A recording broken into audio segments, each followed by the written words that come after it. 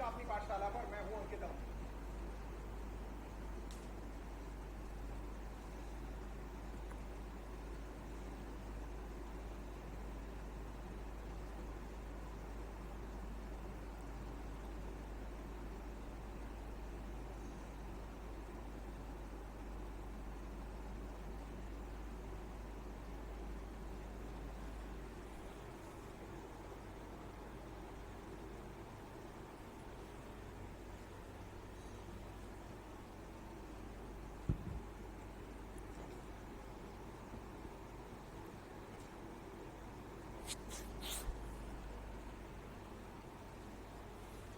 नमस्कार साथियों, स्वागत है आप सभी का अपनी पाठशाला एप्लीकेशन पर। मैं हूं अंकित अवस्थी। होपफुली आप सभी लोग बहुत अच्छे होंगे।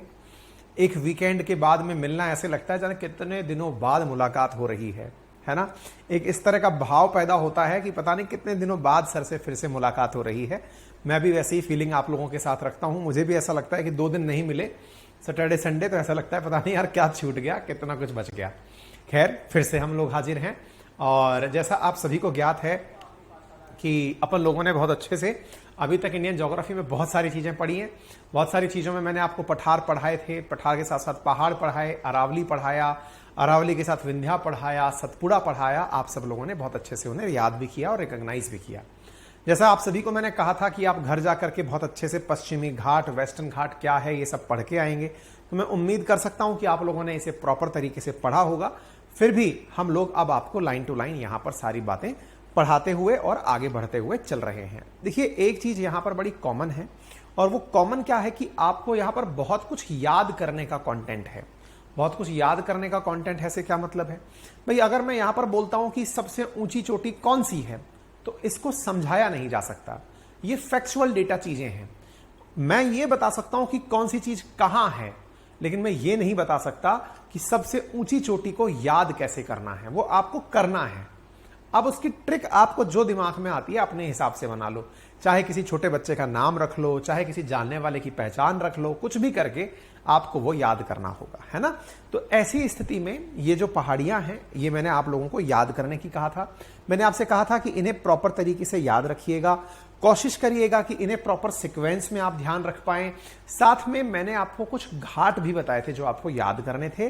साथ में फिर पूर्वी घाट के बारे में मैंने आपसे बात की थी। पूर्वी और पश्चिमी घाट दोनों मैंने आपसे कहा था पढ़ के आएंगे और फिर हम इनका डिफरेंस डिस्कस करेंगे, ठीक है।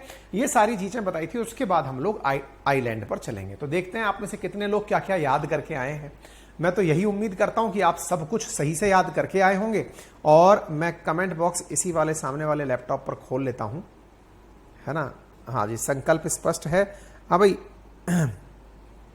सभी को सुनाई दिखाई पड़ रहा है अभी? संभवतया शोइंग इन ऐप मैंने ऑप्शन डाल दिया है। अगर मैं आप सबसे पूछना शुरू करूं तो 1 मिनट।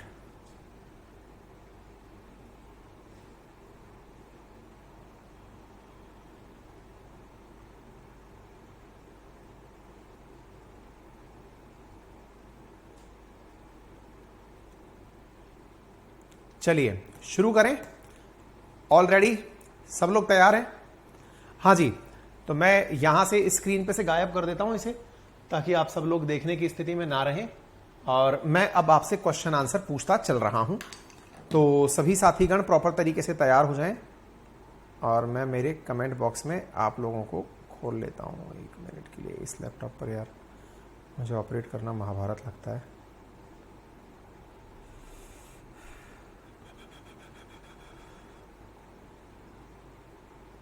इसमें तो कमेंट बॉक्स दिख ही नहीं रहा।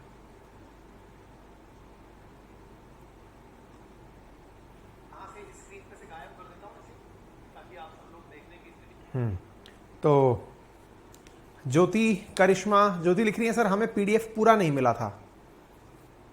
अच्छा, पूरा नहीं मिला था, ये कैसे हो सकता है यार? मैंने तो कंटेंट डाल दिया था पूरा। है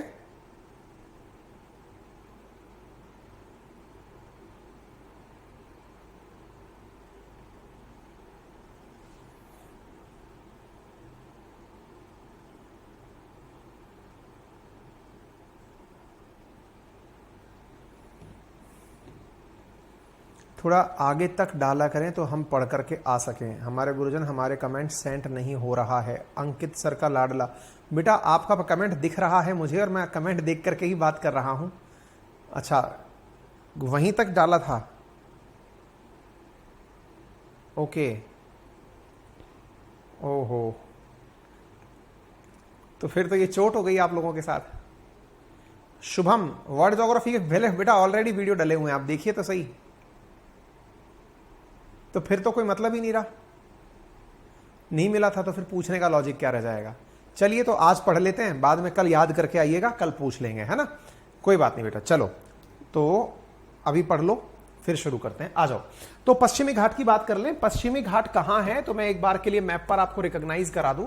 देखो मेरे प्यारे साथियों, हम सबने जितना भी प्रकार से अभी तक मतलब इंडिया को देखा, उसमें भारत के मैप को समझने का हमने एक तरीका जाना। क्या तरीका जाना कि भारत का मैप कुछ इस प्रकार से डिस्कस किया जाता है। ऊपर होता है नॉर्थ, नीचे होता है साउथ, राइट में होता है ईस्ट और लेफ्ट में होता है वेस्ट। तो ये जो भारत हमें दिख रहा है, ये रहा, इसका ये वाला जो हिस्सा है जो कि वेस्ट की तरफ है, इस हिस्से को ही वेस्टर्न घाट कहा जाता है। तो वेस्टर्न घाट क्या है असल में, भारत के पश्चिमी तट की तरफ स्थित जो क्षेत्र है वही वेस्टर्न घाट के नाम से जाना गया है। सिमिलरली भारत के पूर्वी किनारे की तरफ जो हिस्सा है उसे पूर्वी घाट नाम दिया गया है। अब आप पूछेंगे सर क्या यहां पर वाकई में पर्वत हैं क्या? बिल्कुल हैं, और उन पर्वतों में बकायदा चोटियां भी हैं। अच्छा, एक इंटरेस्टिंग बात और बताता हूं। इन जनरल जब हम इंडिया का मैप देखते हैं तो हमें फीलिंग ये आती है कि हिमालय सबसे ऊंची जगह हो गई। हमारी पर्सनल फीलिंग क्या आती है कि भाई साहब हिमालय जो है वो सबसे ऊंची जगह हो गई, और हिमालय अगर सबसे ऊंची जगह है तो ऐसी स्थिति में दक्षिण भारत की तरफ अगर आप चलेंगे तो वो ढलान युक्त क्षेत्र होगा नीचे की तरफ, ऐसा हमें लगता है। क्यों? क्योंकि हिमालय से नदियां जो निकलती हैं वो दक्षिण की तरफ ही तो गिरती हैं। भाई इधर की तरफ गंगा यमुना सब इधर की तरफ गिर रही हैं, तो हमें लगता है हमारी तरफ ढलान है और दक्षिण की तरफ तो समुंदर है, तो एक बार जाकर के धड़ाम से वहीं जाकर गिरती होंगी, ऐसी पर्सनल फीलिंग आती होगी। मैं क्लियर कर देता हूं आप सभी को एक जबरदस्त बात, और जबरदस्त बात क्या है कि जो पहाड़ियां है ना, ये दक्षिण की तरफ जाते हुए घटती नहीं है, हाइट में ऊंची होती जाती हैं। यानी वेस्टर्न घाट को जब आप यूं देखते हैं तो ये दक्षिण की तरफ पहुंच करके तुलनात्मक रूप से बहुत ऊंचा हो जाता है। कहां से? उत्तर की तुलना में। तो दक्षिण में इसकी हाइट बहुत होती है, इसीलिए जो चोटियां आपको दिखाई जाती हैं तो उनमें सबसे ऊंची जो चोटी है वो अन्नामलाई हिल, आप अंदाजा लगा दो पीछे की तरफ यानी दक्षिण भारत की तरफ जाकर मिलती है। क्लियर हो गया? अच्छा, दूसरी चीज मेरे प्यारे साथियों, जैसा आप सभी को पता है, मैंने आपको पहले भी बताया कि भाई हिमालय के अंदर एक पहाड़ी, फिर उसके बाद एक घाटी, फिर एक पहाड़ी, फिर एक घाटी, फिर एक पहाड़ी, फिर एक घाटी, ऐसे ही इनके केस में क्या होता है, इनके केस में जो ये कंटिन्यूअस पर्वत श्रृंखला है ना, इस पर्वत श्रृंखला में कई जगह बीच बीच में ऐसे स्थान हैं जो कि एक जगह को दूसरी जगह से कांटेक्ट देते हैं। इसका मतलब क्या निकला, जो हिमालय, ये जो वेस्टर्न घाट है ना, ये बीच बीच में से, जैसे यहां से यहां से यहां से यहां से कोई 4 स्थान पकड़ लीजिए, वहां पर डिसकंटिन्यू है। डिसकंटिन्यू का मतलब हुआ जितना ऊंचा और जगह से है वहां से उतना ऊंचा नहीं है। ऐसे स्थानों को आप लोग घाट के नाम से या फिर ऐसे स्थानों को आप लोग पास के नाम से जानते हैं। इनमें से 4 बड़े पास, थालघाट, भोरघाट, पालघाट, सैनकोटा घाट, परीक्षा में एज इट इज पूछे जाते हैं। और तो और इन पासेस की वजह से, क्योंकि जहां जहां पर ये पासेस स्थित हैं, जैसे आप इधर देखिए, मुंबई को नासिक से जोड़ने वाला जो थालघाट गैप है, मुंबई से नासिक अगर आपको जाना है तो जहां पर वेस्टर्न घाट डिसकंटिन्यू होता है उस जगह का नाम है थालघाट, वहां से ही सड़क पार की गई है। तो आप सोच लीजिए कि सड़कों को भी पहाड़ियों को काट के ना निकालना पड़े, तो पहाड़ियां जहां से डिसकंटिन्यू हो रही हैं वहीं पर हाईवे डाल दिया, और उसका नाम नेशनल हाईवे नंबर 3 है। हालांकि नेशनल हाईवेज की अब नई मार्किंग आ चुकी है इस वजह से। ठीक है ना? उम्मीद है कि आपको यह बात समझ में आ रही हो। आगे बढ़ते हैं।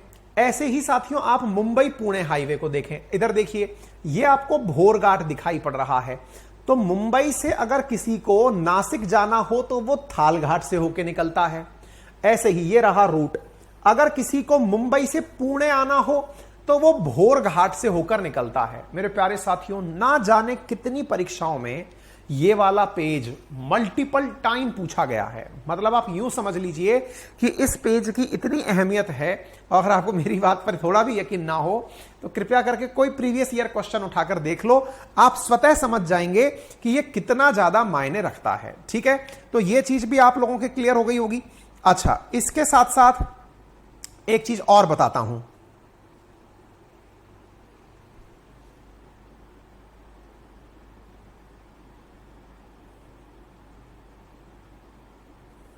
एक मिनट, हाँ,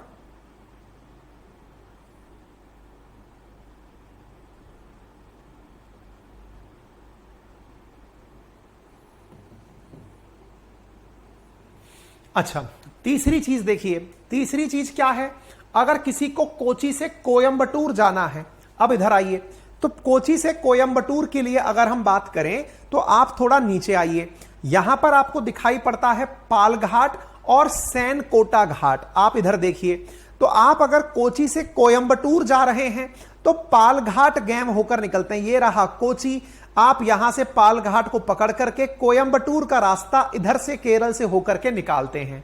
कहने का सीधा सा अर्थ क्या हुआ कि आपके लिए यह जगह बहुत ज्यादा मायने रखती है। ठीक है ना?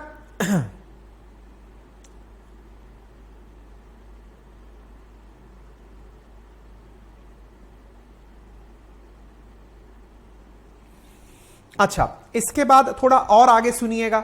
अब बात करते हैं हम सैनकोटा घाट की। ऐसे ही आप इधर देखिएगा, अगर किसी को तिरुवनंतपुरम से मदुरई जाना है तो देखिए ये रहा तिरुवनंतपुरम और यहां पर तमिलनाडु के अंदर आ गया मदुरई। तो इनके बीच में जहां से जाना है तो आपको जिस घाट से होकर निकलना है वो सैनकोटा घाट हो गया। तो इस प्रकार से आप देखिए सैनकोटा घाट, पालघाट, ऐसे ही भोरघाट और थालघाट। मेरे प्यारे साथियों, परीक्षाओं में ये उत्तर से दक्षिण में व्यवस्थित करते हुए कई बार पूछ लिया गया। कई बार पेपर में यह पूछ लिया गया कि बताइए ये मुंबई नासिक हाईवे कौन से घाट से या कौन से पास से होकर निकलता है। परीक्षाओं में पूछा जा चुका है। परीक्षाओं में यह पूछा गया है कोची से कोयंबटूर से होकर कौन सा रूट निकलता है। ये सब चीजें परीक्षाओं के पॉइंट ऑफ व्यू से मेरे प्यारे साथियों पूछी जा चुकी हैं। तो ये जो पेज आपको दिख रहा है, समझ लो आपको इसे रटना है। हाँ भाई, आकाश नेहरा पूछ रहे हैं कि सर पास में और घाट में क्या अंतर होता है? दोनों बातें एक ही हैं। दोनों बातें एक ही हैं। पास कह लो, दर्रा कह लो, घाट कह लो, ला कह लो, ये सब एक ही चीज है ना। हिमालयन क्षेत्र में इसी को ही मतलब ला, नीतिला, मानचाला, ये सब ला शब्द से, दर्रा शब्द से व्यक्त किए गए हैं। हिमालयन क्षेत्रों में यहां पर घाट के नाम से और पास के नाम से व्यक्त किए गए। सबका अर्थ एक ही है कि पहाड़ों के अंदर बने हुए रास्ते। ठीक है, तो वेस्टर्न घाट से जो बड़े सवाल आते हैं उनमें से ये एक है। तो हमने उल्टा शुरू किया है कि वेस्टर्न घाट की सबसे बड़ी विशेषता क्या देखी हमने? उत्तर से दक्षिण की तरफ जब आते हैं तो ये ऊंचे होते चले जाते हैं। नंबर एक, ये कंटिन्यूअस नहीं है, इनके बीच में रास्ते निकले हुए हैं, पासेस निकले हुए हैं। पासेस को आपने याद कर लिया, ठीक है ना। अच्छा, अब देखिए इस पूरे की पूरे वेस्टर्न घाट को कंटिन्यूअसली नहीं पढ़ा जाता। कंटिन्यूअसली नहीं पढ़ा जाता का क्या मतलब है भाई? हमने आपको बताया था कि ऊपर से नदियों को अगर आप देखें तो नर्मदा नदी विंध्या और सतपुड़ा के बीच बह रही थी। सतपुड़ा के दक्षिण से तापी नदी बह रही थी। तो अब हुआ ये कि सतपुड़ा तक तो आपने पढ़ लिया था। सतपुड़ा की जो तापी नदी है वहां से लेकर कन्याकुमारी एकदम नीचे तक, आपको याद होगा हमने जब वेस्टर्न घाट के नाम पर आपको वेस्टर्न प्लेन्स पढ़ाए थे तो बताया था कच्छ से लेकर कन्याकुमारी तक पश्चिमी तट स्थित हैं। ऐसे ही कन्याकुमारी तक, तापी से लेकर कन्याकुमारी तक ये जो पर्वत श्रृंखला है, इस पर्वत श्रृंखला का नाम वेस्टर्न घाट पर्वत श्रृंखला है। जैसे मैंने अरावली के बारे में बताया था कि ये 692 किलोमीटर लंबी है, ऐसे ही ये पहाड़ी 1600 किलोमीटर लंबी है। जैसे हमने हिमालय के बारे में बताया था कि इसके अंदर ऊंचाइयों के हिसाब से हिमालय बटा हुआ है, ऐसे ही जैसे 4500 से ऊपर का जो हिमालय है उसे मेन हिमालय कहा गया, ऐसे ही वेस्टर्न घाट की जो कुल ऊंचाई है, औसत ऊंचाई, वो 1200 मीटर के आसपास है।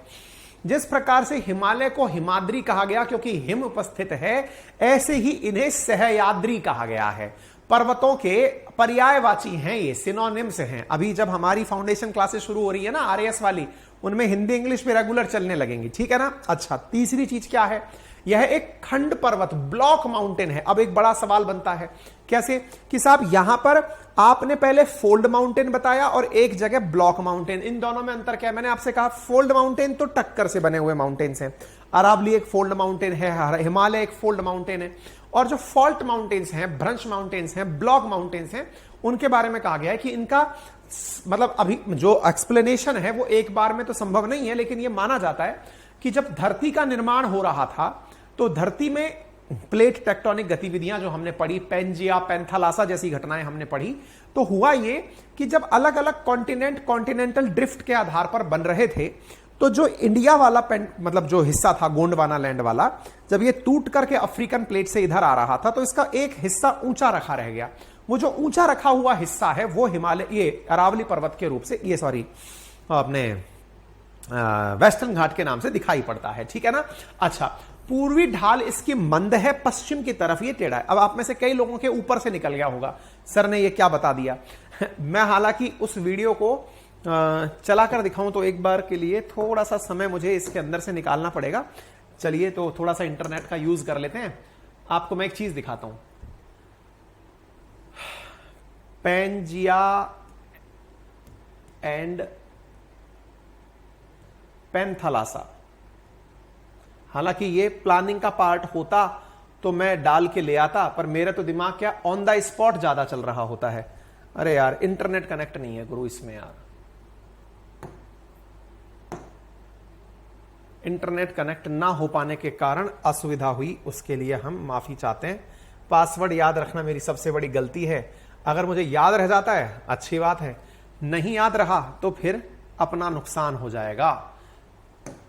कुछ तो डाला है मैंने, हाँ आ गया। तो पेंजिया पेंथालासा का मैं आपको एक बार जिफ इमेज दिखा देता हूं।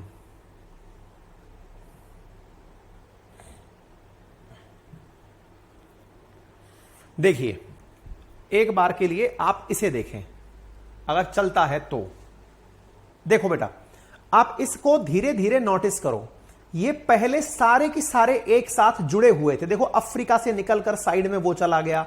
अब देखो ये अफ्रीका से एक हिस्सा टूट करके निकला हुआ है, यही जाके इंडिया बनेगा। देखो नोटिस करना, ये गया, ये गया, ये गया, ये गया, ये जा रहा, ये ऊपर जा रहा। समझ गए? देखो पहले सब एक साथ थे, पेंजिया नामक नाम से सारे कॉन्टिनेंट एक साथ जुड़े हुए थे। क्लियर है?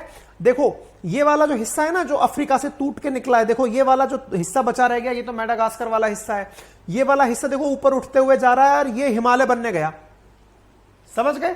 तो ये जो हिस्सा टूट करके निकला ना मेडागास्कर वाले क्षेत्र से, जो टूटकर हिस्सा निकला जिसे आपने बाद में गोंडवाना लैंड के नाम से जाना, असल में यही हिस्सा जो टूटकर निकला तो इसका एक हिस्सा ऊपर उठा रह गया जो वेस्टर्न घाट के रूप में जाना गया। ठीक है, और दिखाऊं, ये देख लो। चलो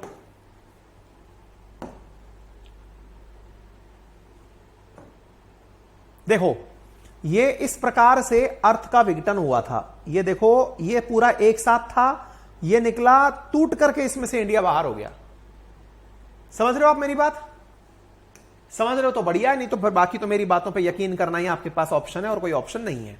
ठीक है, चलिए तो यहां तक सारी बातें क्लियर हो गई। चलो आगे बढ़ते हैं। अच्छा, तो ये सारी बात बता दी। दक्षिण पश्चिमी मानसून पवनों के द्वारा इस पर्वत पर भारी वर्षा होती है, ये कई बार मैं बता चुका हूं। इसी वजह से यहां पर ट्रॉपिकल सदाबहार वनस्पति पाई जाती है। ट्रॉपिकल का मतलब अर्थ को हमने बांटा हुआ है। बांटा हुआ कैसे है? हमने कहा हुआ है इक्वेटर से लेकर के ट्रॉपिक ऑफ कैंसर और इक्वेटर से लेकर के ट्रॉपिक ऑफ कैप्रिकॉन। ये जब हमने वर्ल्ड ज्योग्राफी पढ़ाई थी, जो विद्यार्थी नए हैं मैं बता दूं, पुराने वीडियो जाकर देख लीजिए, वहां पर डाला हुआ है। तो ट्रॉपिक ऑफ कैंसर से लेकर इक्वेटर के बीच का जो भाग है उसे हम ट्रॉपिकल के नाम से जाना जाता है ना, ट्रॉपिकल क्षेत्र के नाम से जानते हैं। ट्रॉपिकल की विशेषता क्या होती है? यहां सनलाइट पर्याप्त मात्रा में पहुंचती है। अब जब सनलाइट पर्याप्त मात्रा में जिस क्षेत्र में पहुंच रही होगी उसकी विशेषताएं क्या होंगी? उसकी सबसे पहली विशेषता तो यही होगी कि सर सनलाइट आ रही है, इसका मतलब यहां पर प्रॉपर तरीके से वो वनस्पतियां उगेंगी जिन्हें बहुत ज्यादा टेम्परेचर की आवश्यकता होगी या फिर सूरज की रोशनी की आवश्यकता होगी। सूरज प्रकाश संश्लेषण फोटोसिंथेसिस के लिए जरूरी होता है। तो इसका मतलब यह माना गया कि फोटोसिंथेसिस जहां पर अच्छे से होगा वो क्षेत्र वनस्पति यहां पर डेवलप होगी। ठीक है साहब। तो ऐसी स्थिति में ट्रॉपिकल और एवरग्रीन क्यों? क्योंकि साहब यहां पर प्रॉपर बारिश आती है। तो यहां पर जब प्रॉपर बारिश आती है तो यहां पर एवरग्रीन फॉरेस्ट पाए जाते हैं। तो ये मैंने आप लोगों को यहां पर बता दिया। अब देखो बारिश आती है, बारिश आएगी तो पेड़ पौधे बहुत बड़े हो जाएंगे, बहुत घने हो जाएंगे, बहुत गहरे डेंस फॉरेस्ट बनेंगे। जब बहुत डेंस फॉरेस्ट बनेंगे तो फॉरेस्ट में पेड़ पौधे डेवलप हुए तो उनको खाने के लिए जीव जंतु पनपेंगे, बहुत सारे तरीके के जीव जंतु पनपेंगे। तो यहां पर जैव विविधता, बायोडाइवर्सिटी, क्योंकि बहुत तरह के जीव पनप गए, हाथी भी पनप गए। जैसे अभी एक ऑस्कर मिला है, अगर आपको याद हो तो वेस्टर्न घाट की ही पहाड़ियों पर एक ऑस्कर की कहानी की शूटिंग हुई थी। बताइए अभी हाल ही में ऑस्कर पुरस्कार मिला है भारत की एक शॉर्ट फिल्म को, जो कि दक्षिण भारत में ही शूट की गई थी एक हाथी के ऊपर। बताइए जरा उसका नाम क्या है, कमेंट बॉक्स में बताइए, मैं कमेंट देख रहा हूं आपका। आदरणीय गुरुजी, आपसे अनुरोध है कि ऐप इंग्लिश में पढ़ाइए, कोई की ऐप का इंग्लिश अच्छा है। बेटा समझ नहीं आया आपने क्या बोला है। पुरानी वीडियो शो नहीं हो रही है, वजह से देख नहीं पा रहे हैं। संगीता, ऐसा कैसे हो सकता है? 1 मिनट रुको। पुरानी वीडियो ये जो आपने बताई ना, 1 सेकंड रुकिए, अभी इसको रेटिफाई कर देते हैं। ऐसे कैसे हो सकता है बेटा?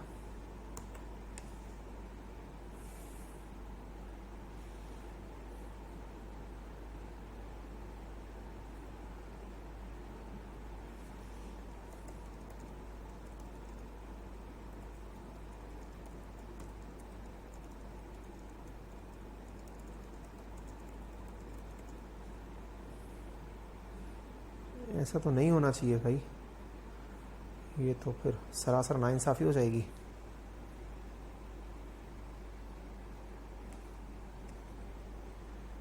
ठीक है, बोल दिया मैंने, है ना? ठीक है, अभी जवाब भी आ जाएगा। ठीक है, अच्छा हाँ जी, नोमैड एलिफेंट के नाम से, है ना? एक बात करें, मैंने नहीं देखा सर, एलिफेंट विस्पर्स। ठीक है, अच्छा तो यहां पर क्यों? क्योंकि हाथी जैसे जीव पाए जा रहे हैं। हाथी को क्या चाहिए? बहुत सारा खाना। बहुत सारा खाना कहां मिलेगा? जहां बहुत अच्छे जंगल होंगे। तो इस तरह से सदाबहार जंगलों में बहुत सारे जीव पाए जाते हैं, है ना? बहुत सारे सर्प पाए जाते हैं, इस वजह से सर्पों की विविधताएं यहां पाई जाती हैं। अब सोचो, इतने सारे जीव जंतु जहां पाए जाते हो, ऐसी जगह पर्यावरण के लिए कैसी होगी? एकदम हॉट। हॉट क्यों? क्योंकि अगर इसको कुछ हो गया तो दुनिया को बहुत नुकसान हो जाएगा। इसलिए इसे बायोडायवर्सिटी हॉटस्पॉट में भी शामिल किया जाता है। किसको? वेस्टर्न घाट को। क्या आपको मेरी बात समझ में आ गई? यहां तक समझ में आ गया? किसी को कोई परेशानी तो नहीं है बेटा? क्लियर हो गया? अब देखो तीसरी बात क्या है। चूंकि वेस्टर्न घाट में, अब देखो एक बार में सारी, जैसे हमने हिमालय को 3 भागों में बांटकर पढ़ा, ऐसे ही वेस्टर्न घाट को सहूलियत के आधार पर, थोड़े थोड़े डिफरेंसेस के आधार पर 3 भागों में बांटा गया। कौन कौन से 3 भागों में बांटा गया? तो मेरे प्यारे साथियों, उन 3 भागों के नाम बने उत्तरी सह्याद्री। जिस तरह से मैंने कहा ना, वेस्टर्न घाट को भागों में बांटा जा रहा है, पर्वत का नाम सह्याद्री ही है। ऊपर की तरफ उत्तरी सह्याद्री, मध्य की तरफ मध्य सह्याद्री और दक्षिण की तरफ दक्षिण सह्याद्री नाम दिया गया। ठीक है, अच्छा तो जो उत्तर की तरफ उत्तरी सह्याद्री है, उसकी विशेषता क्या बताई गई है? तापी घाटी से लेकर, ये 160 नहीं है असल में, ये 16 डिग्री नॉर्थ। नॉर्थ से मतलब समझ रहे हैं आप? देखिए, धरती अगर एक गोला है, अगर गोला क्या है भाई, तो इसमें क्या बताना क्या है? धरती एक गोला है, इसमें ये 0 डिग्री रहा। 0 डिग्री से ऊपर की तरफ आप चलते हैं नॉर्थ, इधर चलते हैं साउथ। इधर नंबर कैसे चलते हैं? 1 2 3 ऐसे चलते हैं ना अपन लोग, डिग्रीज पढ़ते हैं ना अपन। ये कौन सी डिग्री है? लैटिट्यूड। अगर लैटिट्यूड आप जानते हैं तो ये लैटिट्यूड्स हैं, है ना? और खड़ी हुई रेखा कौन सी है? लॉन्गिट्यूड। ये भी हमने बताई हुई है। ठीक है, तो मेरे प्यारे साथियों, ये जो लैटिट्यूड्स हैं, इनमें नॉर्थ की तरफ वाली जो लैटिट्यूड हैं, जो कि 16 डिग्री पर स्थित है, तो तापी से लेकर 16 डिग्री तक जो हिस्सा है, उसे क्या नाम दिया गया? उसे नाम दिया गया उत्तरी सह्याद्री। तो उत्तरी सह्याद्री का अर्थ समझ में आया, जो उत्तर की तरफ स्थित है। अच्छा, ये कहां पर स्थित है? तो महाराष्ट्र में, क्योंकि अगर आप राज्य को देखें ऊपर की तरफ, जहां पर तापी खत्म हो रही है, वहां से गुजरात वाला दमन दीव वाला एरिया खत्म, उसके बाद महाराष्ट्र, मैप देख सकते हैं आप इंडिया का। महाराष्ट्र के दक्षिण में गोवा, गोवा के बाद में कर्नाटका, कर्नाटका के बाद में केरला। यही तो है पश्चिमी घाट के 4 राज्य। अब आपने ऊपर की तरफ महाराष्ट्र देख लिया, तो महाराष्ट्र उत्तरी सह्याद्री वाला हिस्सा हो गया। ठीक है, अब आपको मालूम है, मैंने इतने अच्छे से समझा दिया कि उत्तरी सह्याद्री पर बारिश वेस्टर्न घाट के कारण आती है। तो देखो, पहाड़ों पर पानी गिरेगा तो नदी बनकर बहेगा। तो जो हिस्सा इस तरफ आकर गिरा, कहां पर आकर गिरा भैया? जो वेस्टर्न घाट में उत्तरी सह्याद्री महाराष्ट्र वाली साइड में आकर गिरा, इस वाली साइड पर पानी आकर गिरा, वो एक पानी तो यहां पर सीधा जाकर के समुद्र में बैठ गया, लेकिन ऊपर पहाड़ पे बारिश हुई है तो वह बहने के लिए नीचे भी तो जाएगी। तो जब वो नीचे बहने लगता है पूर्व की तरफ, तो उसे एक नदी का नाम दिया गया। कौन सी नदी बनी? तो नदी का नाम बना गोदावरी नदी। ठीक है, तो गोदावरी नदी जो है मेरे प्यारे साथियों, वो यहीं से होकर के उद्गम होता है। क्लियर हो गया? लॉजिक के साथ देखिए, पानी आया तो बहेगा तो नदी बनेगी, नदी बनेगी तो उत्तरी सह्याद्री। आप में से कई लोग कहेंगे सर नदियां तो हिमालय से निकलती हैं। बिल्कुल सही सोचते हैं आप, नदियां हिमालय से निकलती हैं वो बर्फ का पानी लेकर, लेकिन गोदावरी से जो निकलती हैं वो बर्फ के पानी से नहीं, जो वेस्टर्न घाट से जो निकलती हैं वो बर्फ के पानी से नहीं, मानसून के पानी से निकलती हैं। तो दोनों में बड़ा अंतर क्या हुआ? वो बर्फ के, ग्लेशियर के पिघलने से बनी हुई हैं हिमालयन नदियां, और ये बारिश के कारण बनी हुई हैं। अच्छा, कमेंट बॉक्स में बताइए, बारिश क्या पूरे टाइम आती है क्या भारत में, या कभी कभार आती है? बारिश भारत में पूरे टाइम आती है कि कभी कभार आती है?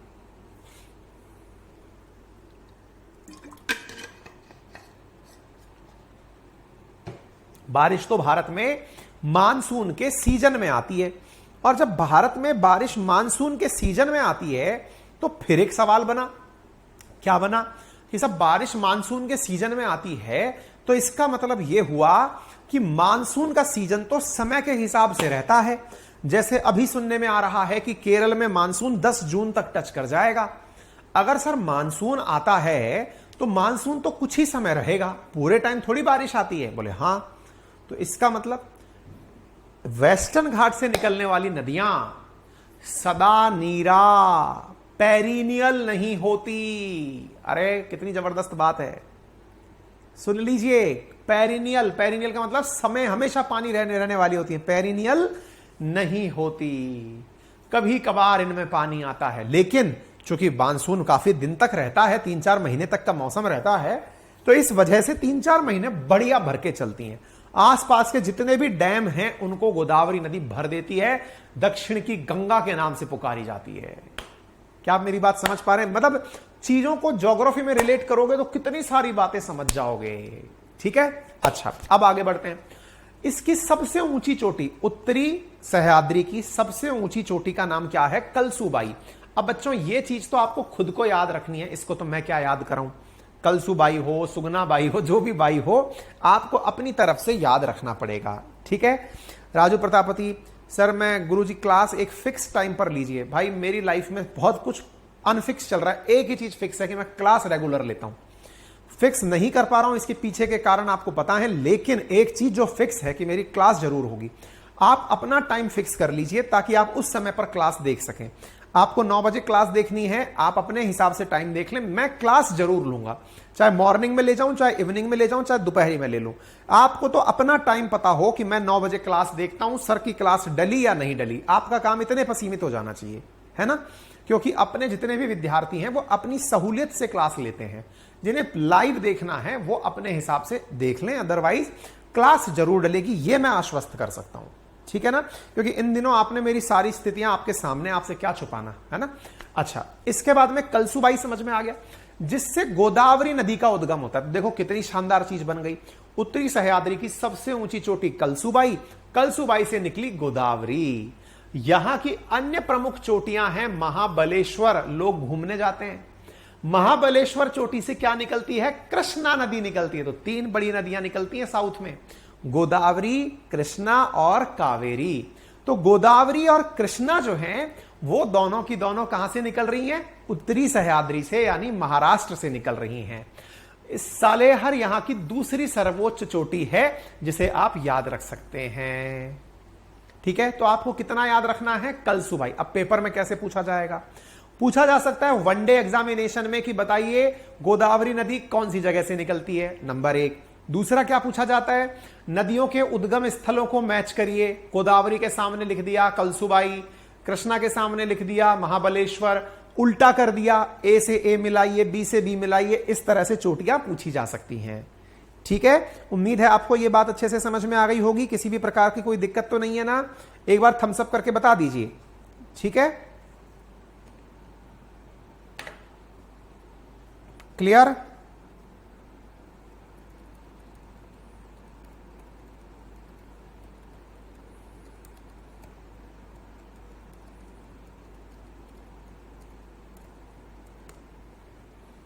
चलिए आगे बढ़े, आगे बढ़ते हैं साहब। उत्तरी सह्याद्री के बाद चलते हैं मिडिल सह्याद्री पर, मध्य सह्याद्री पर।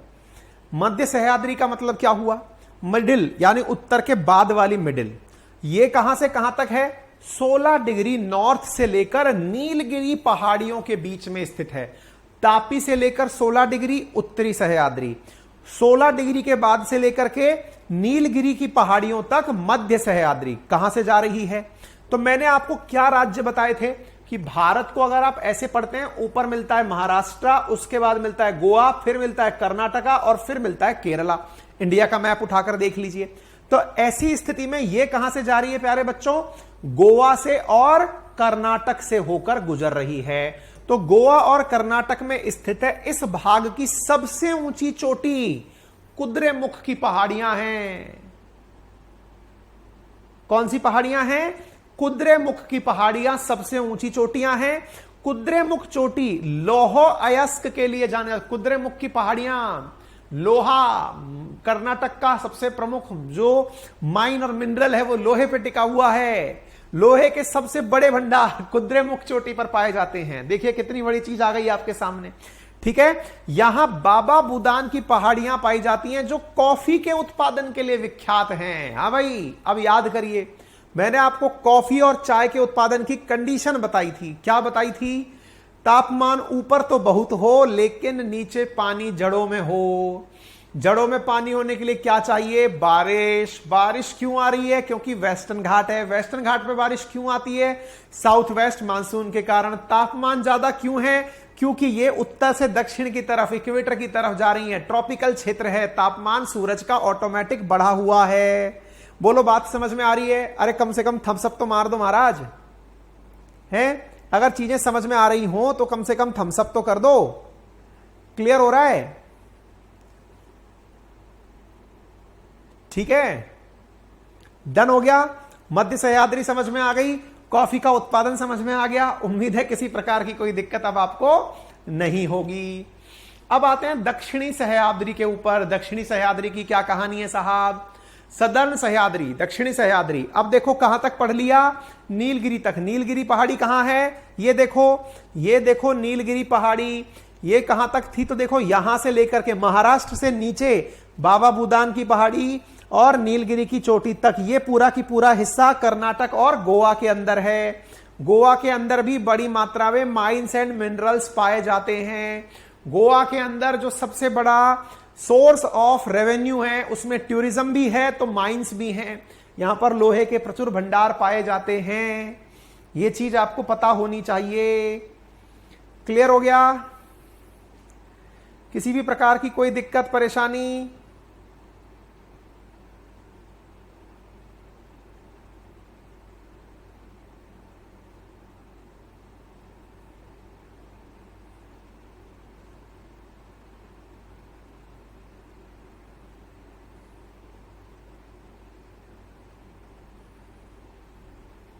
ठीक है बेटा,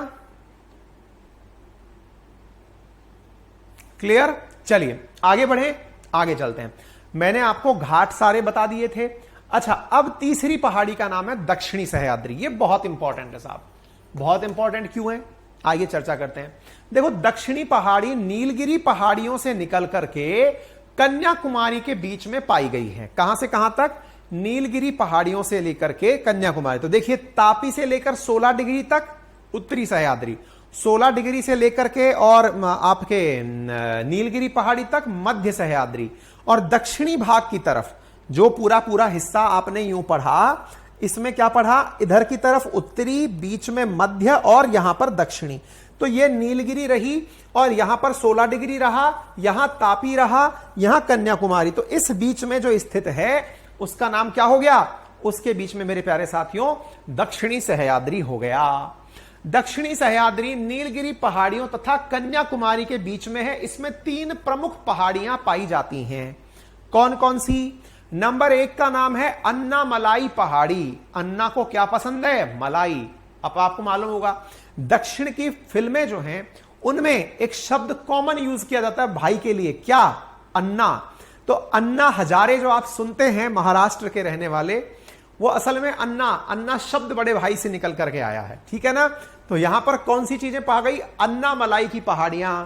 आपसे इनको भी विकसित करा के पूछा जाता है। तो नीलगिरी के जस्ट दक्षिण में कौन है? अन्नामलाई की पहाड़ी, जो कि वेस्टर्न घाट की सबसे ऊंची चोटी है। जैसे मध्य सह्याद्री की कुद्रेमुख हो गई, ठीक है, ऐसे ही आपने गोदावरी का ओरिजिन पढ़ लिया, महाबलेश्वर चोटी पढ़ ली आपने, ठीक इसी प्रकार से अब यहां कौन सी चोटी पढ़ ली? अन्नामलाई की चोटी पढ़ ली। ठीक है, यहां तक कोई दिक्कत परेशानी? क्लियर हो गया? चलिए आगे बढ़ते हैं। अच्छा, अब इसके बाद में अन्नामलाई की पहाड़ियां, सबसे ऊंची चोटी अनाईमुड़ी नामक है। अन्नामलाई की जो पहाड़ियां हैं उनमें सबसे ऊंची चोटी कौन सी हो गई? अनाईमुड़ी। अनाईमुड़ी दक्षिण भारत की सबसे ऊंची चोटी है। दक्षिण भारत कहां से कहां तक है? सतपुड़ा से लेकर कन्याकुमारी तक, यानी इसके आगे कुद्रेमुख वगैरह भी कहीं उपस्थित नहीं है। इसके बाद में इलायची, इलायची बोले तो कार्डेमम, कार्डेमम की पहाड़ियां, क्योंकि यहां पर मसाले पैदा किए जाते हैं और उनमें भी मुख्यतः से कौन से मसाले? इलायची। तो देखिए अन्नामलाई के जस्ट नीचे पालानी और पालानी के नीचे कार्डेमम की पहाड़ियां, ये देखिए आपके सामने रहा। तो यहां पर कार्डेमम की पहाड़ियां, इनकी सबसे ऊंची चोटी किसकी? इलायची पहाड़ी, जो कार्डेमम पहाड़ी है उसकी सबसे ऊंची चोटी अगस्तमलाई है। अगस्तमलाई बायोस्फीयर रिजर्व भी है। अगस्तमलाई एक बायोस्फीयर रिजर्व भी है। मैंने आपको क्या बताया? खुद पूरा की पूरा वेस्टर्न घाट अपने आप में एक हॉटस्पॉट है और उस हॉटस्पॉट के ऊपर ये एक बायोस्फीयर रिजर्व है। बोलो इतनी बात समझ में आई कि नहीं आई? यहां तक बोलिए, एक बार थम्स अप करिए, बातें क्लियर हुई कि नहीं हुई?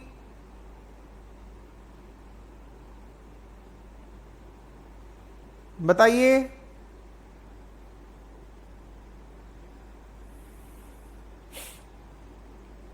यहां तक समझ में आ गया सभी को?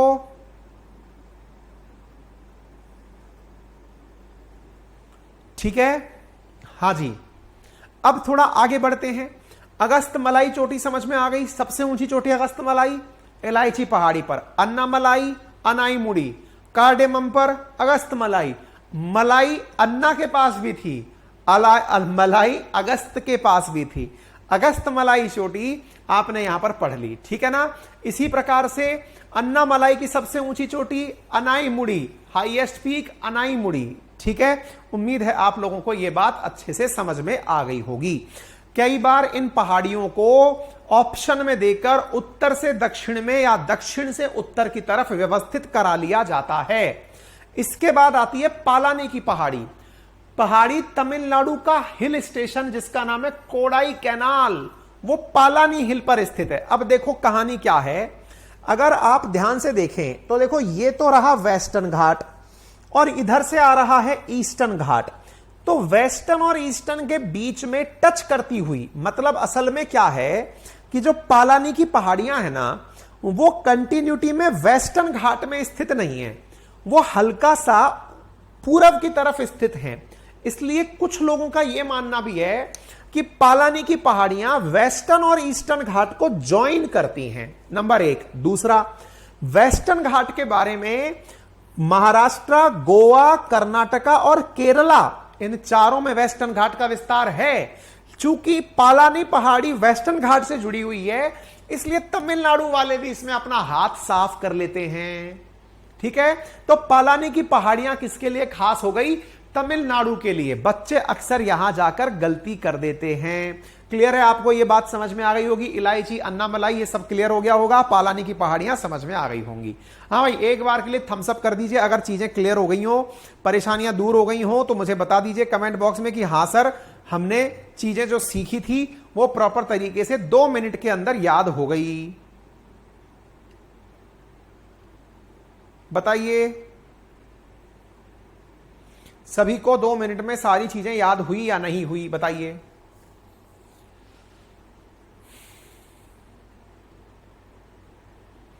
कमेंट बॉक्स में जल्दी से बता दी, याद हो गया? अगर रिवीजन करना हो तो भाई साहब ये रहा पूरा वेस्टर्न घाट। वेस्टर्न घाट पे सबसे ऊपर उत्तरी सह्याद्री, मध्य में मध्य सह्याद्री, दक्षिण में दक्षिण सह्याद्री। उत्तरी सह्याद्री तापी से लेकर के 16 डिग्री, 16 डिग्री से लेकर नीलगिरी, नीलगिरी से लेकर कन्याकुमारी। ठीक है, गोदावरी कृष्णा निकल गई। इसके बाद में कुद्रेमुख खास हो गई, महाबलेश्वर यहां खास हो गई। इधर की तरफ कौन कौन सी आ गई? तो अन्नामलाई, अन्नामलाई के साथ में अनाईमुड़ी पहाड़ी जो अन्नामलाई की खास है। उसके बाद में साइड में पालानी हो गई, उसके नीचे कार्डेमम हो गई, कार्डेमम के साथ में पालानी के पास में कोडई कैनाल हो गया। ये सब चीजें आप लोग ध्यान रख सकते हैं। बोलिए साहब, यहां तक सब समझ में आ रहा है? किसी प्रकार की कोई दिक्कत? आगे बढ़ते हैं। अब चलते हैं पूर्वी घाट की यात्रा पर। मैंने आपसे कहा था उस दिन भी जब मैंने ये चैप्टर शुरू किया था, वेस्टर्न घाट और ईस्टर्न घाट ये थोड़ा समय लेते हैं। उसके बाद के चैप्टर्स, मतलब आप ये समझ लीजिए, अब जो सबसे बड़ा टाइम लेने वाला छोटा चैप्टर, मतलब सबसे बड़ा टाइम लेने वाला छोटा चैप्टर जो बचा है वो नदियां हैं। नदियों में याद करने का पोर्शन बहुत है। उसके बाद मतलब आप ये समझिए, इंडिया को आपने डेमोग्राफिकली बहुत अच्छे से समझ लिया है। वो बात आपके ऊपर है कि आप मुझे फीडबैक कैसा देंगे, ये आपके ऊपर है। आप मतलब अगर आपको वाकई में बढ़िया लग रहा हो तो गूगल प्ले स्टोर पर जाकर के दो पल हमारे लिए भी निकाल करके बताइएगा। मैंने आपको जो कंटेंट दिया है, मतलब एज पर माई मतलब होल प्योर इंटेंशन, मैंने बेहतरीन काम करने की कोशिश की है। बाकी मर्जी आपकी, आप उसे देख सकते हैं। पूर्वी घाट की तरफ चलें तो पूर्वी घाट में महानदी से लेकर के नीलगिरी पहाड़ियों के बीच में, अब आपके दिमाग में एक सवाल आएगा, सर नीलगिरी पहाड़ियां, नीलगिरी तो सर आपने यहां बताई थी, ये रही नीलगिरी पहाड़ियां। मैंने कहा तो बोले पूर्वी घाट में आप महानदी से लेकर के नीलगिरी तक क्यों काउंट कर रहे हैं?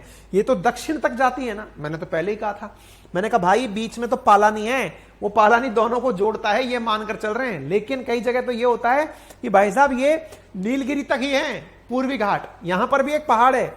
तुलनात्मक रूप से बात करें तो ये थोड़ा अच्छा है और ये थोड़ा लाइट वेट है, बस इतना ही अंतर है। ठीक है, अच्छा पूर्वी घाट के बारे में क्या है? ये 800 किलोमीटर लंबाई में विस्तृत है। यहां एक प्राचीन वलित पर्वत स्थित है। इसकी ऊंचाई 600 मीटर है। देखो उधर की तरफ 1200 मीटर, यहां 600 मीटर, ऊंचाई कम है। ऊंचाई कम होने के कारण क्या फायदा हुआ कि जो पानी आता है वो इसे काट करके निकल जाता है। इसीलिए गोदावरी, कृष्णा, कावेरी सभी पूर्वी घाट को काट कर निकलती हैं। यहां पर महादेवी से लेकर गोदावरी नदी तक यह विस्तृत है पूर्वी घाट। इसके बाद यह पर्वत नदियों द्वारा अपर्दित हो जाता है। मतलब शुरुआत में महानदी से लेकर के गोदावरी तक तो आपको पहाड़ दिखाई देगा, उसके बाद में पानी की वजह से इतना सॉइल इरोजन हो गया कि यह दिखाई नहीं पड़ता। यानी गोदावरी नदी से नीचे दक्षिण भारत में जो वेस्ट ईस्टर्न घाट पर्वत है वो इतना डाउन हो चुका है कि वो विजिबल ही नहीं है। इसकी सबसे ऊंची चोटी अरामाकोंडा है जिसकी हाइट 1680 मीटर है। यहां अन्य प्रमुख चोटियां महेंद्रगिरी हैं, जिंदागठा है। ये फैक्चुअल जानकारी है जिन्हें आप याद कर सकते हैं, इसमें ज्यादा बड़ी बात नहीं है। इंपॉर्टेंट कौन सी पहाड़ी है? नीलगिरी, क्योंकि वो ईस्टर्न घाट और वेस्टर्न घाट दोनों के मध्य जोड़ने का काम कर रही है।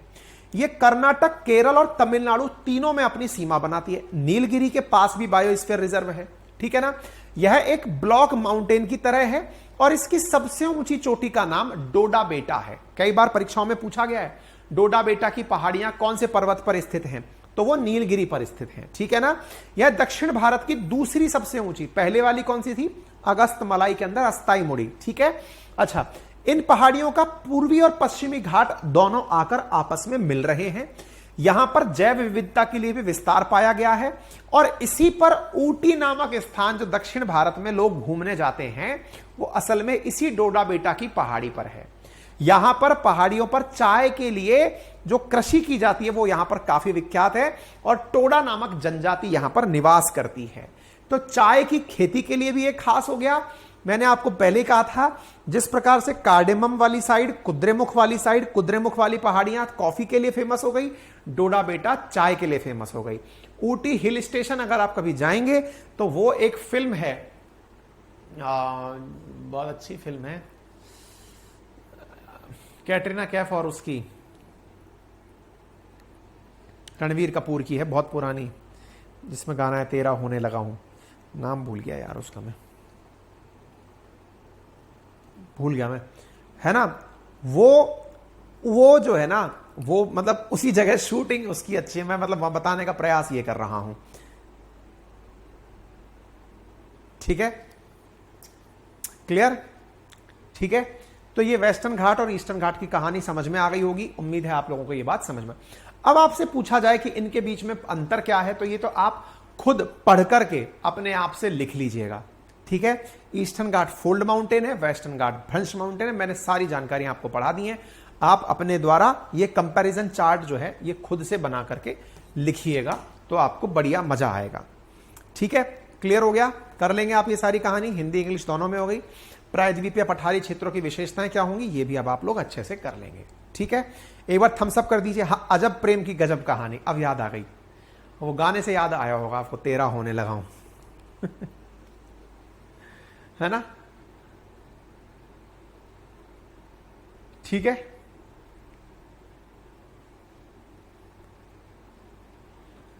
क्लियर हो गया, चलें आगे। अच्छा, अब इससे नेक्स्ट टाइटल क्या है, आइलैंड रीजन कौन कौन से हैं। आइलैंड बोले तो द्वीप समूह प्रदेश कौन कौन से हैं। देखिए, आपने पहाड़ियां पढ़ ली, आपने नदियां पढ़ ली, पठार पढ़, नदियां पढ़ाएंगे सॉरी, पठार पढ़ लिए, मतलब प्लेटूज पढ़ लिए, अब और छोटी छोटी माउंटेन्स जो हैं वो सब पढ़ ली।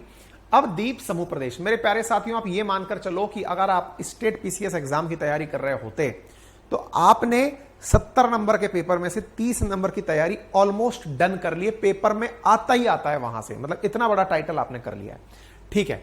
अब चलते हैं आइलैंड रीजन के बारे में। आइलैंड रीजन कहां पर है, तो देखिए, भारत का मुख्य भूभाग तो आपने समझ लिया, ये तो हमारे पास में लुक देने के लिए साथ में जुड़ा हुआ एक आइलैंड है। लेकिन इसके अलावा भारत के पूर्व और पश्चिम दोनों ही भागों में एक तरफ अंडमान निकोबार द्वीप समूह है तो एक तरफ लक्षद्वीप समूह है। अंडमान और निकोबार, लक्षद्वीप, ये दोनों ही बहुत इंपॉर्टेंट हैं फिलहाल की दृष्टि से। क्यों? क्योंकि हमने आपको शुरुआती एक सेशन में बताया था कि जो अपना भूभाग है उससे किस प्रकार से एक्सक्लूसिव इकोनॉमिक जोन ड्रॉ होता है। हमने आपको बताया था उससे किस प्रकार से भारत के लिए सीमा क्षेत्र निर्धारित होता है। इन दोनों की वजह से इधर की तरफ इसने तो बंगाल की खाड़ी में भारत का बिल्कुल स्टैंड बनाया हुआ है और इसने पूरी तरह से जो अरेबियन सी है इसमें भारत को एक बड़ी रीच दी हुई है। और आज के जमाने में तो आपको पता है कि जितना ज्यादा इंपॉर्टेंस आइलैंड्स का है उतना मेन लैंड्स का नहीं है। आइलैंड्स की तो सारी लड़ाई चल रही है, तभी तो साउथ चाइना सी के अंदर जो पारासल, स्पार्टले जैसे आइलैंड है उनको चीन कब्जा के बैठा हुआ है। ये आइलैंड बहुत बड़ी चीज है साहब। ऐसी स्थिति में भारत का इंडियन ओशियन में जो नेचुरल प्रकार से जो मतलब प्रभाव है वो इन दोनों आइलैंड्स की वजह से है, ठीक है। उम्मीद है आप लोगों को यह बात समझ में आ गया होगा। हाँ, हर्ष पाटिल लिख रहे हैं सर एमपीएससी के एग्जाम में कल पूछा गया था वेस्टर्न घाट का क्वेश्चन। बेटा मैं कह रहा हूं ना, पेपर अभी हमें किताब निकाल रहे हैं प्रीवियस ईयर क्वेश्चंस की, अभी तुरंत तो नहीं आ रही है लेकिन थोड़ा रुक के निकालने की प्लानिंग में है। जो पढ़ाता हूं ना वो पेपर में जब देखता हूं तो ऐसा लगता है कि यार काश एक बार फिर से परीक्षा दे लो। मतलब खुद की आंखों से जब कंटेंट पढ़ा रहा होता हूं और वो पेपर में दिख रहा होता है ना तो ऐसा फीलिंग आता है कि यार पेपर निकालना कितना आसान है। मतलब अगर पता हो किसी को कि ये पेपर में आएगा और ये पढ़ के चले जाओ, फील आ जाती है, ठीक है ना। अभी मैं आप लोगों का शेड्यूल बना रहा था, जो हमारा नटराज बैच शुरू हो रहा है आरएस फाउंडेशन का, उसके शेड्यूल में मेरा मन कर रहा है कि बच्चों को 8-8 घंटे की क्लास दे दूं। 8-8 घंटे की क्लास क्यों, मैंने तो इतने सारे टीचर लॉन्च कर दिए, अब उन सबको सेटल कहां करूं। बड़ी मुसीबत हो रही है इस समय पे। तो हो ये रहा है मैं दिमाग में दिमाग खराब कैसे हो रहा है कि यार बच्चा एक कंप्लेंट नीचे ये भी लिख के भेज रहा है, गुरुजी डेटा खत्म हो जाता है। मैंने कहा यार अब मैं क्या तो करूं, एक 8 घंटे की क्लास देने का मतलब है कि डेटा तो खत्म होगा। तो या तो लाइब्रेरी में जाके पढ़ लो कहीं जहां पे अनलिमिटेड डेटा आपको लाइब्रेरी वाला देता है, या घर में कोई वाईफाई लगवा लो भाई, जिससे कम से कम आपका अनलिमिटेड डेटा आता रहे।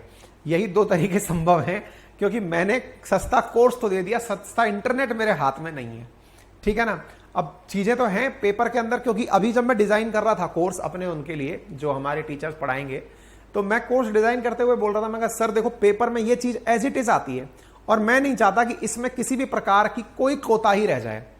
3 महीने में प्रीलिम्स है ये सोचकर आप क्लास लीजिए।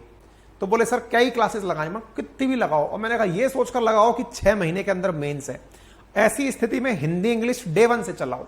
बोले हाँ तो भाई ये करना पड़ेगा। तो उसमें अब आप लोग जो वहां पे जा रहे हैं, जो हमारे दूसरे बैच नटराज में एंट्री ले रहे हैं, उनसे मैं यही कहना चाहूंगा कि भाई तभी जाना जब अपना घर से प्यार मोहब्बत छूट गया हो, सबसे प्यार मोहब्बत छूट गई हो, तभी क्लास लेना, अदरवाइज मत लेना, क्योंकि बहुत लेंदी होने वाला है, इतना समय आप नहीं निकाल पाएंगे।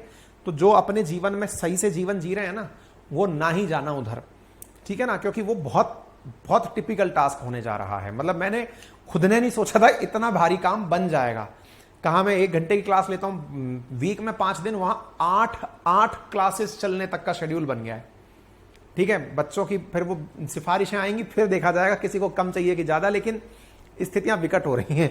तो आपका अगर बहुत तेज आ रहा हो ना अंदर से कि भाई मेरे को तो पढ़ना ही है, तो ही नटराज बैच में जाना। कई बच्चे पूछ रहे होते हैं सर हम सारथी में हैं, नटराज में जाएं कि नहीं जाएं, सर हम जनरल अवेयरनेस बैच में हैं, हम नटराज में जाएं कि नहीं जाएं। तो मैं यही कहूंगा जिनको बहुत तेज आ रहा हो ना, गुरुजी बस पढ़ाई का इतना मन कर रहा है कि निकली जा रही है, तो जाना। अदरवाइज बढ़िया है, यहीं रहो, मस्त रहो, जिंदगी जियो, खामखा चक्कर में पड़ रहे हो। ठीक है, चलो। तो अंडमान निकोबार के बारे में देखो, अब ये थोड़ी फैक्चुअल डेटा जानकारी है, मैं आपसे मतलब ये निवेदन करूंगा कि ये छोटी छोटी जो जानकारी है ना, अंडमान निकोबार और अंडमान निकोबार के बाद में लक्षद्वीप, इनकी जो फैक्चुअल डेटा जानकारी है वो करंट में ना जाने कितनी बार टीचरों ने पढ़ा दी है, मैंने पढ़ा दी है। ये 10 ही पॉइंट पढ़ाए जाते हैं, बंगाल की खाड़ी में इतने आइलैंड स्थित हैं, है ना, इन सब चीजों के बारे में, ये फलाने क्षेत्र। फिर भी मैं पढ़ाऊंगा तो सही, लेकिन आप लोग इन्हें इस तरह से याद कर लेना कि आपसे कह दिया जाए 5 नंबर के क्वेश्चन के अंदर अंडमान निकोबार की विशेषता लिखो, तो अब धड़ धड़ धड़ धड़ धड़ धड़ बड़ी बड़ी बातें लिख दें। जैसे देखो क्या है, अगर आपने यहां पे एक पॉइंट देखा होगा, अराकान योमा श्रेणी। मैंने जब आपको एशिया की पहाड़ियां पढ़ाई थी तो मैंने आपको एक बात बताया था, निरंजन लिख रहे हैं सर इस बैच के से पूरे अच्छे से पढ़ने के बाद यूपीएससी क्रैक करने के लिए 1 साल काफी है क्या सारथी बैच के बाद? निरंजन 4 सब्जेक्ट के लिए तो पर्याप्त है ये batch, history, geography, polity, economy. Foundation batch बहुत बवाल है ये, ठीक है ना। इसके बाद में 4 सब्जेक्ट के अंदर अगर कोई बताए तो टेस्ट सीरीज वेस्ट सीरीज देके थोड़ा करंट अपडेट कर लेना, बाकी फाउंडेशन तो मजबूत है इसके थ्रू। बाकी बेटा यूपीएससी में बहुत सारे सब्जेक्ट और भी आते हैं, फिर वो आपको खुद से करने पड़ेंगे, ठीक है ना। चलिए तो अब यहां पर आइए। हाँ जी, तो हमने आपसे क्या कहा था, एशिया की जब मैं पहाड़ियां बता रहा था आपको, तो मैंने आपसे ये कहा था कि अपना जो हिमालय है वो घूम करके यूं पूर्वांचल की पहाड़ियां बनाता है, और म्यांमार में से घूम करके वो अराकान योमा और पेगु योमा की पहाड़ियां बनाता है। तो वो जो अराकान योमा पेगु योमा पहाड़ियां हैं, माना जाता है कि जो अंडमान निकोबार के अंदर पाई जाने वाली जो आइलैंड्स हैं, असल में वो पानी के नीचे से निकल करके अराकान योमा श्रेणी है जो वहां तक आ गई है। ये विषुवत रेखीय क्षेत्र के पास है। विषुवत रेखा का मतलब क्या हुआ, इक्वेटर जा रही है नीचे से, अपना जो आखिरी पॉइंट है वो 6 डिग्री के आसपास है, तो इसका मतलब ऑब्वियस सी बात है कि इक्वेटर के नजदीक है। इक्वेटर की विशेषता क्या होती है, इक्वेटर की विशेषता होती है यहाँ बारिश बहुत आती है, तो इक्वेटोरियल रेन फॉरेस्ट पाए जाने के कारण यहां पर आपको फॉरेस्ट के अंदर बारिश की बहुत ज्यादा संभावनाएं पाई जाती हैं। तो यहां पर इक्वेटोरियल क्षेत्र पाया, सदाबहार वन पाया गया, यहां बहुत अधिक जैव विविधता पाई जाती है। बायोडाइवर्सिटी ज्यादा क्यों है भाई यहां पे, इसलिए ज्यादा है बायोडाइवर्सिटी, क्यों, क्योंकि यहां पर पानी बहुत गिर रहा है। जो वेस्टर्न घाट पर कंडीशन लागू हुई थी वो कंडीशन यहां पर भी लागू हो रही है। वेस्टर्न घाट पर क्या कंडीशन लागू हुई थी कि वेस्टर्न घाट पर जो पहाड़ियां थी वो बारिश पूरे साल झेलती हैं, मतलब मानसून में झेलती हैं, बढ़िया पानी झेलती हैं। ये तो इक्वेटर पर ही है, यहां तो मानसून की भी जरूरत नहीं है, रेगुलर नॉर्मल टाइम में भी बारिश हो जाती है, और जब बारिश नहीं होती तो तूफान आ जाते हैं, ठीक है। साथ में यहां पर बहुत सारी जनजातियां पाई जाती हैं। कौन सी? जाखा, ओंग, अंडमानी, निकोबारी, सेंटिनलीज। और ये जो सेंटिनलीज जनजाति है ना, इसके तो लोग भी बड़ी कम संख्या में बचे हैं। अब इन्हीं के द्वारा एक विदेशी आदमी का मर्डर कर दिया गया था, क्योंकि इन्हें लगा शिकार आ गया है, तो शिकार बनाकर तीर भाले से, आज भी ये लोग तीर चला करके अपनी सुरक्षा करते हैं। इन्होंने दुनिया नहीं देखी है। ये वो वाली जनजातियां हैं जो अंडमान निकोबार पर पाई जाती हैं। ठीक है। यहां पर पूछा क्या जाता है, तो एक तो इनकी व्यवस्था, जैसे नॉर्थ अंडमान, मिडिल अंडमान और लिटिल अंडमान। इधर देखिए आप, अंडमान और निकोबार दो अलग अलग लैंड समूह हैं। अंडमान और निकोबार को सेपरेट करने वाले रास्ते का नाम 10 डिग्री चैनल है। कई बार यह क्वेश्चन पूछा गया, 10 डिग्री चैनल कहां पाया जाता है? तो अंडमान और निकोबार को पानी, चैनल का मतलब हुआ पास, स्ट्रेट, रास्ता, जो अंडमान और निकोबार को सेपरेट करता हो, उसे 10 डिग्री कहा गया है। अब 10 डिग्री के सामने वो ऑप्शन में अगर अंडमान निकोबार दे देता है तो बच्चे बढ़िया से कराते हैं। फंस कहां जाते हैं? वो यहां पर एक फंसा कैसे देता है? वो 4 ऑप्शन दे दिया कि it is situated between north Andaman, यहां पर फंसा देता है वो, नॉर्थ अंडमान एंड कार निकोबार। अब बच्चों को लगता है कि हां सही तो कह रहा है, अंडमान का ये वाला हिस्सा ऊपर की तरफ है तो नॉर्थ अंडमान हो गया। वो भूल जाते हैं कि अंडमान के अंदर भी 3 हिस्से हैं। ऊपर की तरफ वाला नॉर्थ अंडमान कहलाता है, बीच वाला मिडिल अंडमान कहलाता है, और नीचे वाला जो कि दक्षिणी अंडमान कहलाना चाहिए, उसका नाम लोअर अंडमान है। और जो अंडमान की राजधानी पोर्ट ब्लेयर है अंडमान निकोबार की, वो इसी लोअर अंडमान के ऊपर स्थित है। तो अंडमान और निकोबार के बीच में, और तो और फिर थोड़ा और नीचे चलते हैं तो फिर आपको एक और अंडमान मिलता है जिसका नाम है लिटिल अंडमान। अब बच्चा कंफ्यूज हो जाता है, अंडमान निकोबार तो पढ़ा था सर 10 डिग्री चैनल, लेकिन राइट में 4 ऑप्शन दे दिए तो हम तो मर जाएंगे। इसलिए आपको एग्जैक्टली चीजें याद रहे तो बेहतर रहेगा। North Andaman, middle Andaman, lower Andaman, little Andaman, उसके बाद में जाकर के 10 डिग्री चैनल आता है। फिर यहां से नीचे कार निकोबार से नीचे फिर लिटिल निकोबार और फिर ग्रेट निकोबार। तो इस प्रकार से आप निकोबार आइलैंड को याद कर सकते हैं, कार निकोबार, फिर यहां पर लिटिल निकोबार और फिर ग्रेट। तो देखिए लिटिल अंडमान ऊपर की तरफ है, कई बार फिर कंफ्यूजन हो जाता है। It is situated between little Andaman and little Nicobar, नहीं, it is situated between little Andaman and Car Nicobar. तो आप इसको याद कर लीजिए अगर याद कर सकते हैं, नहीं तो पेपर में जाओ तब एक बार दोबारा देख के जाना। हमारे केस में तो यही होता था, हम जब पेपर में जाते थे तो पहले देख कर जाया करते थे। ठीक है। रचना लिख रही है, सर कुछ भी करो राजस्थान जीके का कोर्स लाओ, इतनी टेढ़ी है गुरुजी, इसे आप ही आसान बना सकते हो। रचना बेटा चिंता ही मत करो, राजस्थान जीके के अंदर मैंने टीचर ही कम से कम 4-5 उतार दिए हैं, एकदम भूत भाग जाएगा, और सब शानदार टीचर डाले हैं मैंने। ठीक है, चिंता ही मत करो, तुम राजस्थान जीके का डर मिटाने की जिम्मेदारी हमने ली है, लोड ही मत लो। ठीक है साहब। अब आते हैं अपन लक्षद्वीप के ऊपर। अब ये जो बन रहा है ना, ये केवल समझाने के लिए है, इसमें से कुछ भी एज सच याद करने का नहीं है। कोरल पॉलिप के नाम से यहां पर जनजातियां सहजीवी संबंध के रूप में पाई जाती है। अब होता क्या है, देखो लक्षद्वीप के अंदर यहां पर बड़ी मात्रा के अंदर कोरल्स पाए जाते हैं। कोरल्स क्या होते हैं? कोरल्स के अंदर क्या होता है, एल्गी के साथ में कोरल पॉलिप सहजीवी संबंध, सिम्बायोटिक रिलेशन में रहता है। इसमें क्या होता है, एक पॉलिप नाम का जीव है जो अपनी कैल्शियम की बॉडी रखता है और ब्लू ग्रीन एल्गी को अपने साथ में बिठा के रखता है कि भैया एल्गी तुम पानी के प्रवाह में बह जाओगी, इसलिए तुम हम पर टिक कर रहो। तो ये कोरल आइलैंड्स हैं भारत के। कौन से? लक्षद्वीप वाले।